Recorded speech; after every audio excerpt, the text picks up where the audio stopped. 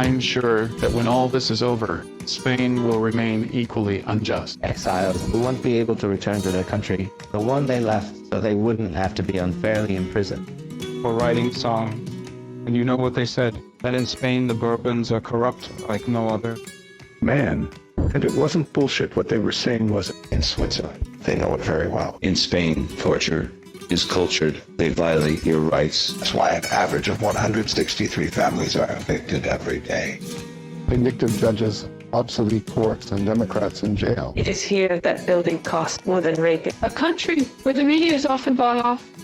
Spain leads the way in youth poverty, without providing solutions of sufficient means. Because in this country, voting should not be a crime. People in jail, all because of a setup. Let's condemn it.